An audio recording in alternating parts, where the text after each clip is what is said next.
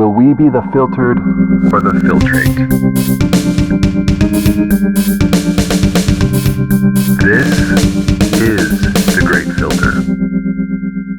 I visualize a time when we will be to robots what dogs are to humans, and I'm rooting for the machines.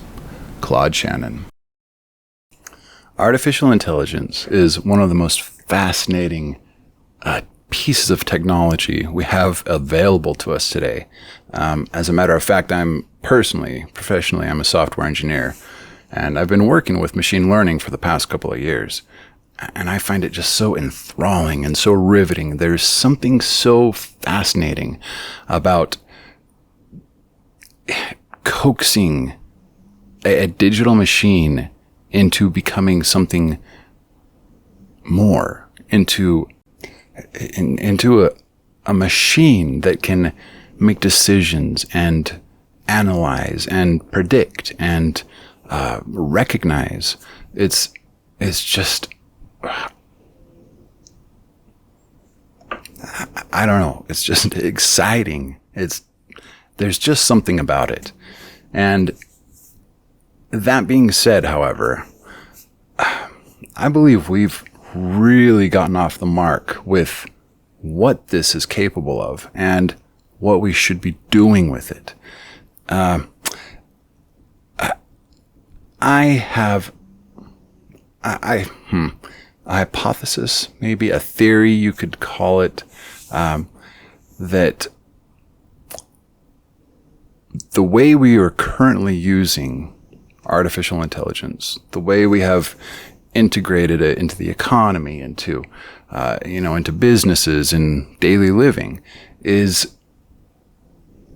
has a very real possibility of being that one tiny little element that could send it in the wrong direction. Up until about 2 years ago, I had always wanted, the whole idea of having the singularity happen and have a companion that's an artificially intelligent companion, not a sexual companion, but a buddy, a friend, somebody you can hang out with, a little drone or a droid or whatever. I've always loved that idea. But I started my business in 2018. And the whole purpose of me founding my business was to build a network of artificial intelligent agents that could help people become better people. It's a project I'm still working on, and it's an insanely complicated and very, very large project. But my point is that at some point, I can't remember exactly when these two ideas from two separate fields crossed my mind. But at some point, I realized that the financial drive is likely the key component to creating sociopathic AI. So let's talk about the industries, what markets use artificial intelligence and what they use it for. We have marketing, right? Marketing and advertisement has always been a kind of,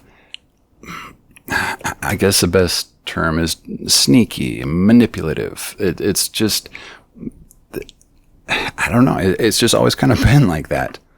And sure, you have clever ads, and you have funny ads, and you have ads and commercials that make people chuckle.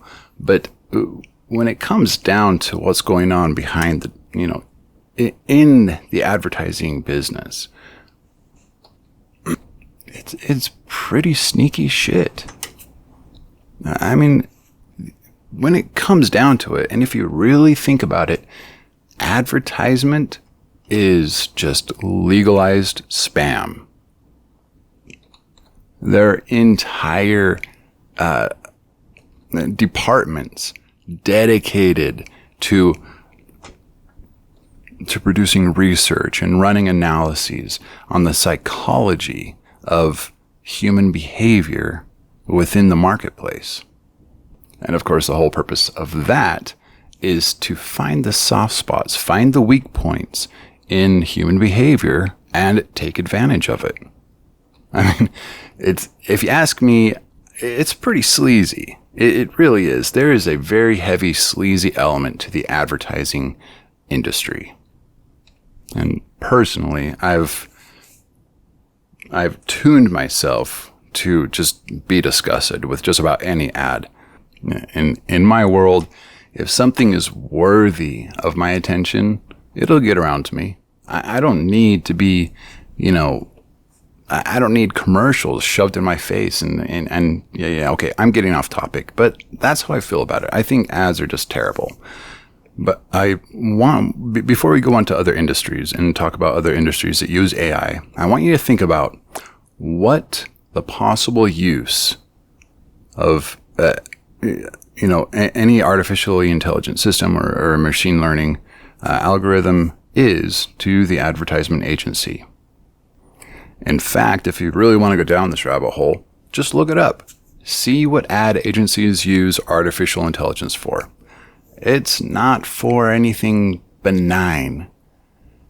These algorithms that they're designing and these machines that they are training are specifically, they're specifically training them to be even better at manipulating people, to find weak spots in people, to really get in there, tweak it just a little bit for so-and-so or this person or that person, make it really precise and really accurate for just about anybody they want to target.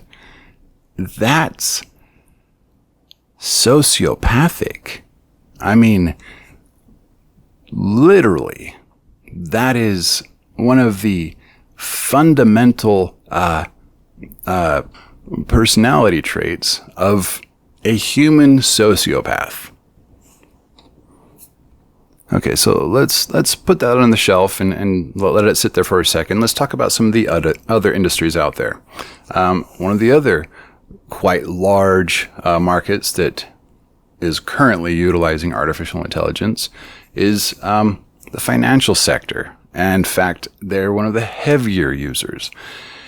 And the financial sector is currently using artificial intelligence for high-speed trading, for market analysis, for very, just very numbers-oriented, very money-oriented. Do whatever you need to do to make that little bit of extra money. Doesn't matter who it hurts or what damage happens as a consequence of, whatever decision you make, as long as it doesn't hurt, your objective, as long as that, billionth of a cent is made in the next, split second trade, then that's your goal. That's what you do. That's how they are training them. Okay, now granted, we have a lot of markets and industries out there that are using AI in a very productive and healthy way. So I'm not saying all AI out there is evil. I think AI is a fascinating and wonderful technology. Let's say healthcare, right? AI is being used more and more in healthcare. It's being used in hospitals. We have machines that can perform surgery. I mean, it's revolutionizing everything, really. But the problem is, you only need one bad seed, right? You only need one bad apple. And so many industries that are, if their focus is to make money, and here's the problem, if their focus is to make money, they will utilize artificial intelligence for that purpose. And more businesses than not are money driven. Their entire momentum, right, is financially driven. It's just pushing them through the marketplace, and some are not. There are some businesses out there and some collectives that are very humanitarian in nature, and that's great. That's what I want to see more of. But these businesses that are money-centric, in fact, I can't remember where I saw this. There was an analysis somebody did where they broke down behaviors of many different corporations, and they fit it into, as if they were humans, right? If this company was a human, what kind of human would they be, right? What are these behaviors telling us about the psychology of this organization? And okay, I just looked this up because I couldn't remember exactly what this was. And I still can't find the study, but might as well just read this off. This is on springer.com, link.springer.com. It's kind of a encyclopedia study kind of database sort of a thing.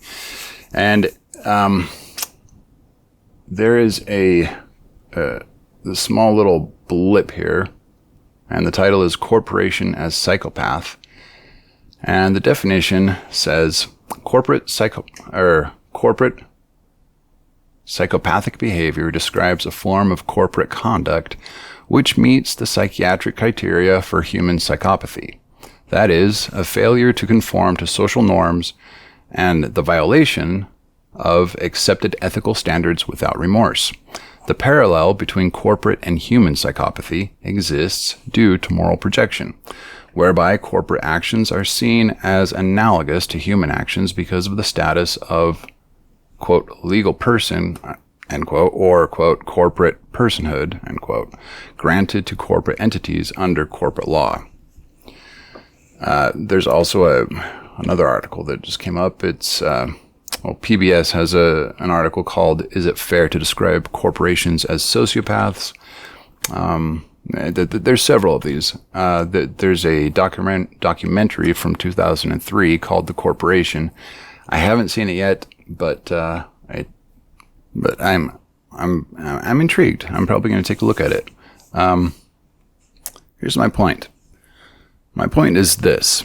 The more we introduce artificial intelligence and very complex machine learning algorithms into corporate environments, the more we are almost literally creating a working mind for those legal entities. Okay, now check this out. I understand how machine learning works. It's fairly complicated. The idea is basic, but what is actually happening in the computer is an extremely complicated a statistical process. But as things stand, it is not likely that, suddenly, some glitch is going to cause a machine to gain consciousness. That's just not within the realm of how current machine learning systems actually work. But that aside, we are interested in that. That is a huge portion of the research into artificial intelligence. The idea of creating minds, fully cognizant, self-aware minds.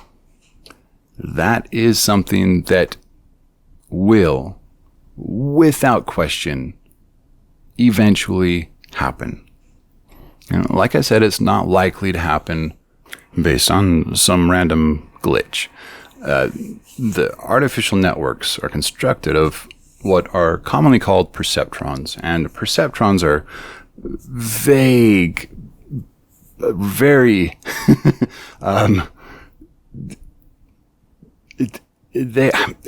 you couldn't even call it a neuron. It's so far removed from what a biological neuron is and how a biological neuron functions, that it's the difference between, a light switch and a computer. That's how just radically different they are.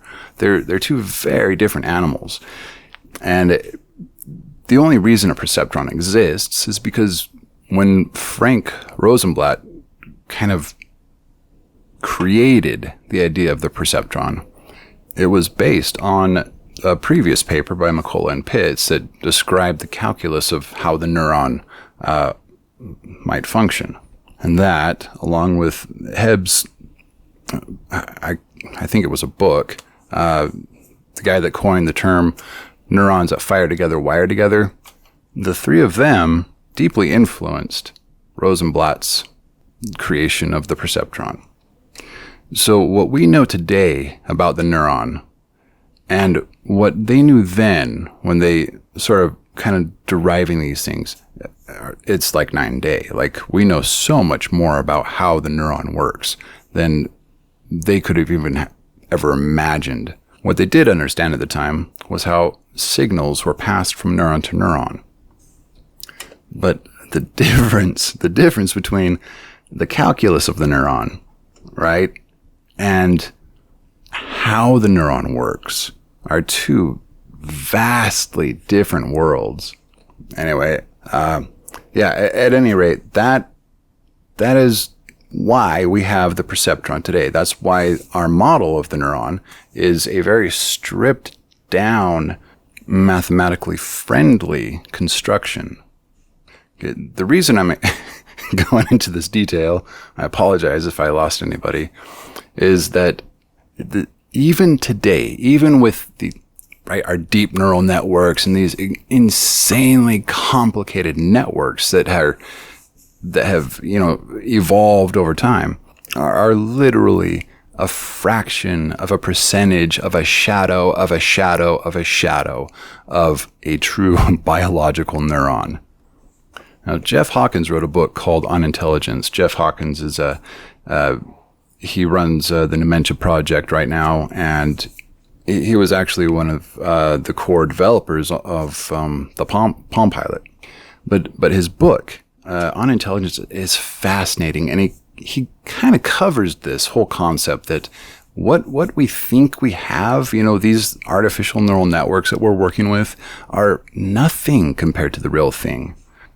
Jeff's whole thing is he wants to get us there. He wants to get us, in at least the same arena where that's a possibility. The book is pretty deep. It goes a lot into the neurology and how cells interact and the cortical layers and all of that stuff. But it's a really fascinating read, and I highly recommend it to anybody that's even moderately interested in this stuff, because that book specifically is just a really well done, well written condensation of kind of the current problems we're facing in the attempt to design a legitimately intelligent machine, and in bridging the gap between the biological and the digital. But my point is that we are going to get there. Sooner or later, we are going to get there, and it's coming faster than most people think. I myself am currently working on a machine learning library that is so vastly different from how any of the current machine learning systems work that it requires a completely different way of looking at the systems. But here's where the rubber meets the road. When that time comes, and we have the financial drive still just pushing the economy along and pushing companies into, doing things that aren't always necessarily the best thing for everybody, but could be the best thing for the company, we are going to hit a point where the likelihood that some corporation or another, or many of them, quite likely a large majority of them, think it's a good idea to take one of these systems, which at this point, mind you, the question of whether or not this level of intelligence has a semblance of awareness in it is going to be something that's going to be very blurry.